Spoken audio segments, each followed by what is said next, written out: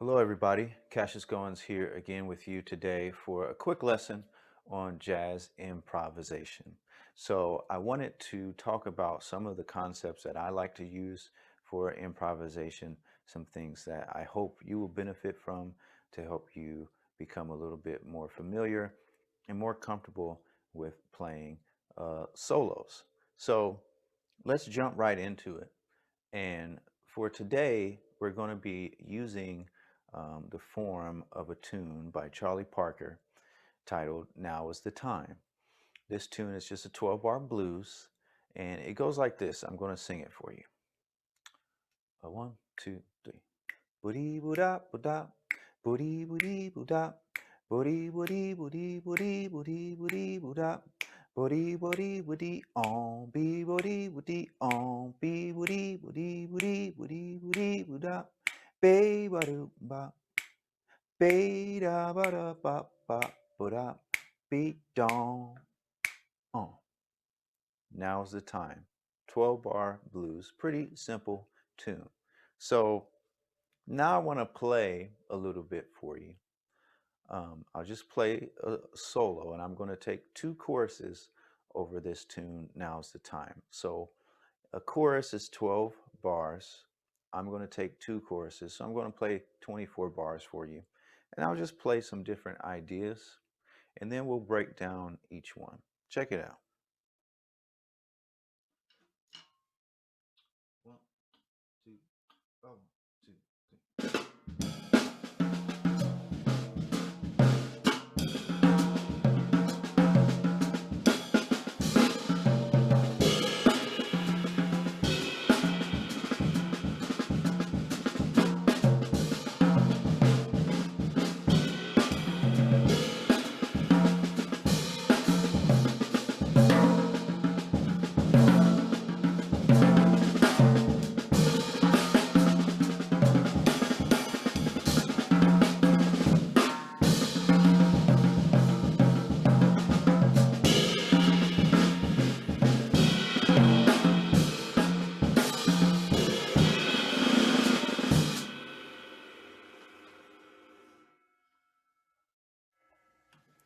So I played quite a few different things in there, but I hope that you heard a little bit of the melody within my solo as well. So melody is a very important part to me when it comes to improvisation on the drums. I feel like drummers should be very melodic when it comes to playing a solo. Not only does it help you to know tunes and know forms and to not get lost, to stay within that form, but it also helps the listener as well. So the first thing that we do, and again, I like to think in layers. So this very first layer to kind of tackling jazz improvisation is you take the melody of the tune. So for this instance, we have Now is the Time, and we apply it to the snare drum. Just the rhythm of the melody for now, we apply that to the snare drum. So for this tune, we have booty ba da ba da, booty ba da ba da, booty ba da booty ba da booty ba da ba da, booty ba da booty on, booty ba da booty on, booty ba da booty ba da booty ba da da, ba booty ba da on, be da ba do ba ba da ba ba. Just that rhythm. Let's apply it to the snare drum and then go from there. Here's how that would sound. One, two, three.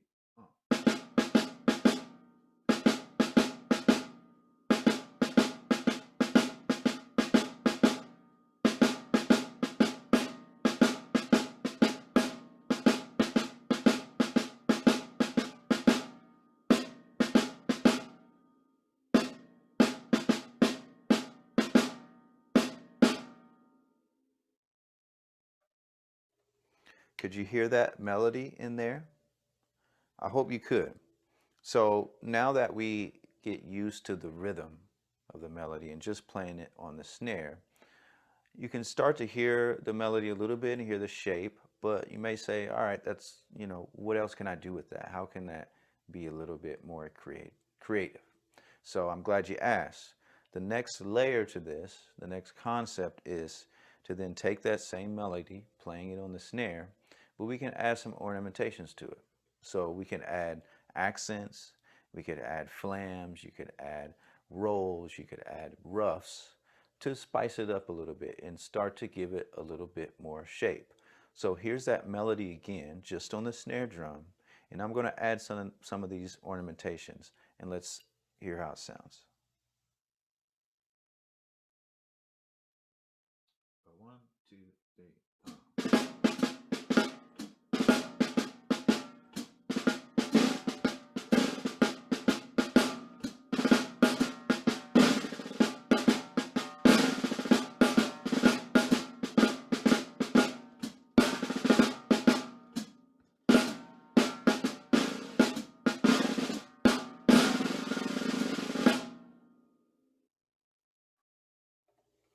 So same melody, same idea, just playing it on the snare drum, but now it's starting to have a little bit more shape by adding all these different ornamentations. So the next layer then, once that becomes comfortable, and don't rush any of this as you're practicing through these tunes, and this also works for really any kind of style of music that you're playing. There's lots of different concepts. I'm just going to speak on a few of them today, but there's many. So the third layer is then orchestrating the melody around the kit. So I'm going to take the same rhythm of now's the time. Now I'm not going to stay strictly on the snare drum. I'm going to move it around. I'm still going to add some of our ornamentations as well. So now we're combining those first three concepts, the rhythm, ornamentations, and now orchestrating it around the kit. Here's how that would sound. One, two, three.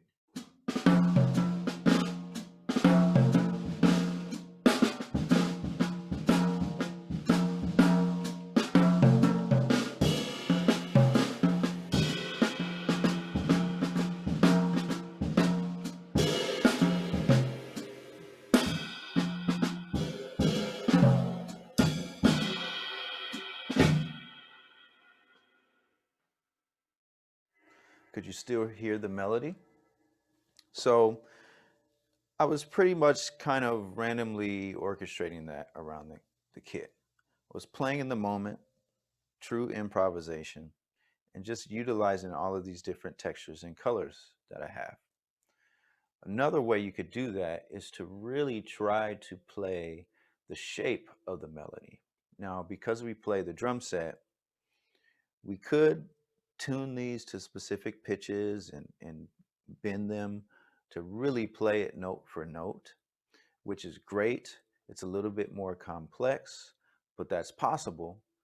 But another concept that's a little easier to do is to just simply play the shape of the melody, how it moves. If you think about the overall shape of the melody and the intervals, just think about how it moves and then try to play that on the kit. So I'm going to play um, the melody again, and now I'm going to really focus on the shape of that melody and trying to imitate it on the drums. Here's how that would sound. One, two, three.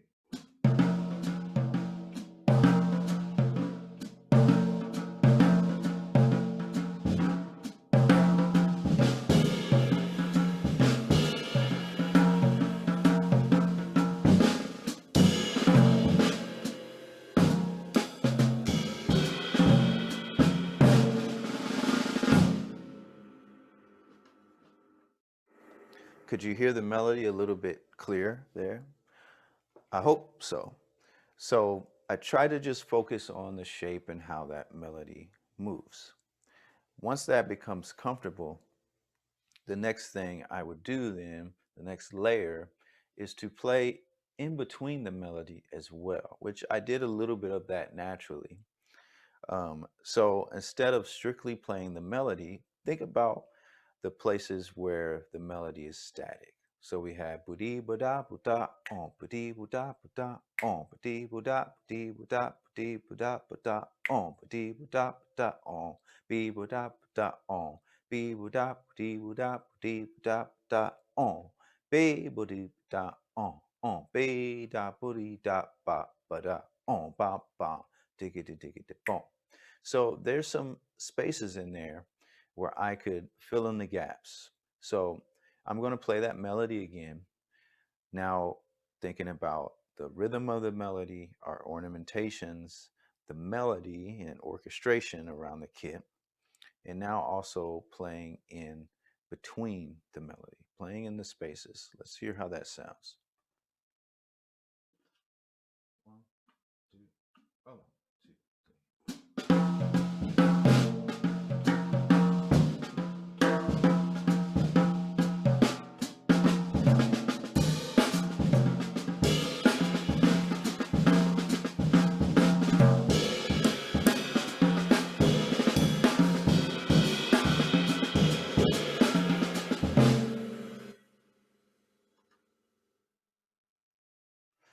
So you hear how now it's really starting to take shape, and it really sounds like a cohesive solo, a thoughtful solo, and it's starting to allow me or create another avenue for me to get a little bit more creative. Um, it really gives me somewhere to start and ideas and concepts to really grow. You know, if I took several courses, I'm sure that would lead me to other areas and other concepts in my solo. So this leads me to the next concept that I want to talk about today, and that is the idea of call and response.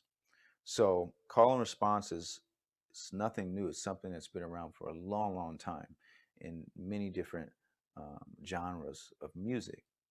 And the idea is you play an idea and then you play an answer to that, which is contrast, right? So if I played D dot dot dot, my answer might be D dot dot dot. So my call, D dot dot dot, B dot dot dot, D dot dot dot, B dot dot dot, B dot dot dot dot, ba ba ba, B dot dot dot dot, ba ba ba, and so on and so on. So I'm going to play a little bit using just the concept of call and response now. See if you can hear it. One, two, one, two, three.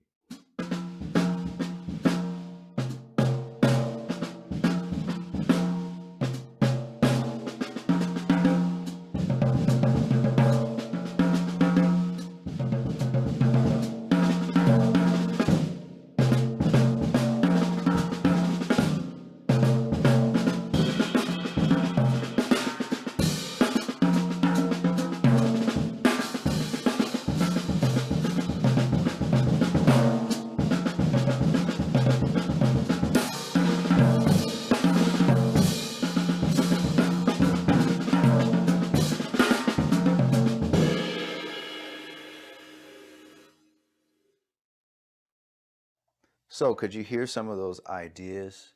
I would play a rhythm or a melody. I like to think of everything in terms of melody.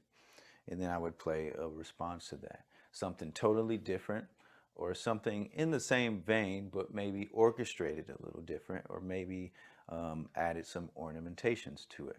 There's lots of different ways to create the whole concept of call and response. The most important thing is that you keep the form of the tune, you keep the time, of course, and that you're being creative. You can think about the melody of the tune that you're playing, or you can think about a specific rhythm or a specific idea as your basis for your call and response. So if we think about melody, most of these tunes, everything is in the tune that we really need to play a great solo. So let's think about the tune again. Now's the time. and I'm going to use the melody as my basis for the call, then my response will be something totally different. Let's check it out. 1, 2, 1.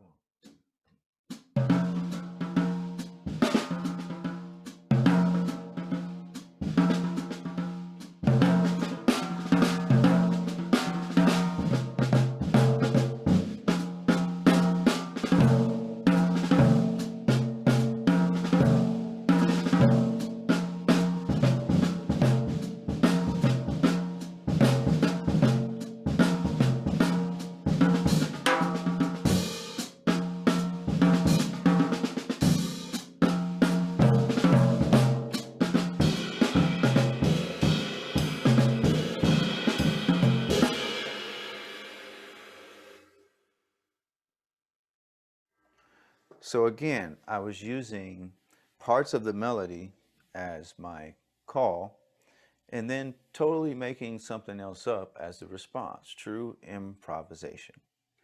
I hope that makes sense to you. This next concept that I want to talk about is really beneficial as far as practicing and getting used to pushing your boundaries and being as creative as possible. And this is the concept of limiting yourself, right? So what do I mean by that? If you limit yourself to one rhythm, one idea on the kit, it really forces you to be a little bit more creative.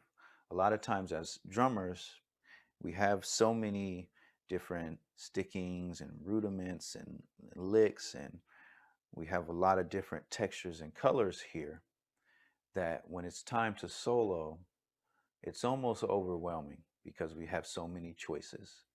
And then we get caught with the dilemma of, I don't know what to play.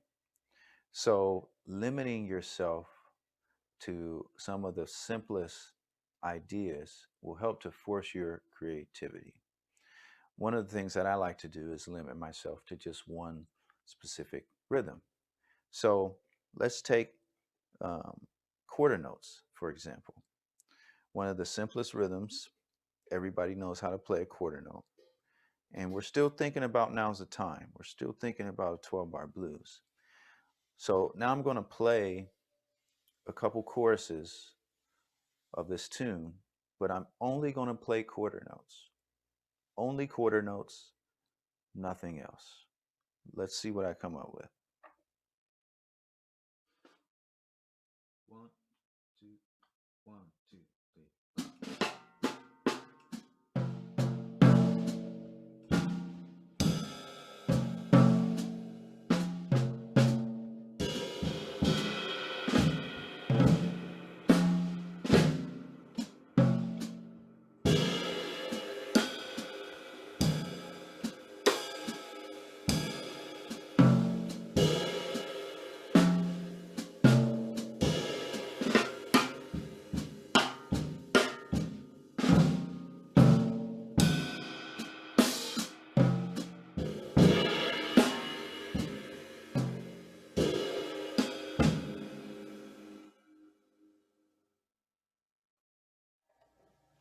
So you can see it's pretty tough to try to make quarter notes work for a long period of time and make it still sound good. Let's think about some of the things that I use to get through that solo. So again, I use the same steps we talked about before, those same 4 layers, thinking about rhythm and orchestration, right? I had to orchestrate the quarter notes around the kit to make them sound creative. I use ornamentations, so rolls and ruffs and things. I also use different textures, utilizing the idea of playing 2 things together, playing double stops, playing things with my feet, dividing this concept and this rhythm up around the kit. So if it had not been for me limiting myself to those quarter notes, maybe I wouldn't have pushed myself to those boundaries. So quarter notes, it takes a lot to really try to push and make those sound good for a solo. It's a really interesting um, concept to use when you're practicing, when you're playing, maybe at a jam session. Just is very practical to use, and it really helps to build your creativity. You can use any rhythm that you would want to.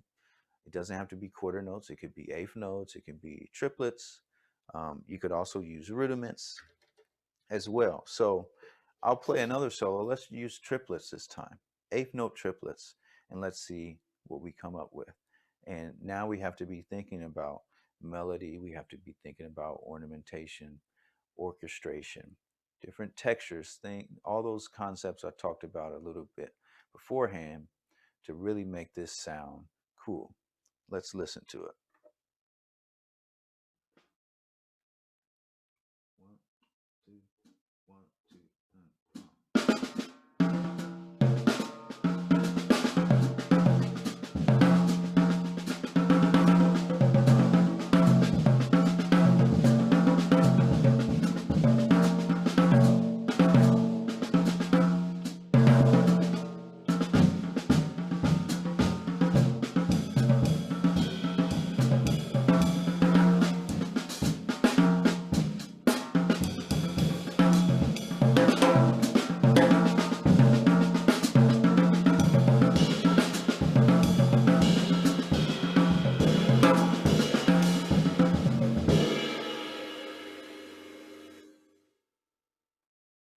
Were you still with me? So that was eighth note triplets around the kit. What were some things that I used? Orchestration, colors, textures, ornamentations as well. I also use another concept thinking about space. We've talked all this time about adding things to what we're playing, but not taking anything out. So it's always a good idea to think about utilizing space as well. We don't have to play every note in every measure. We could utilize space, and there's beauty and music in space as well. So I'm going to play that again, and I'm going to think a little bit more about using space. Let's check it out. One, two, one, two, three.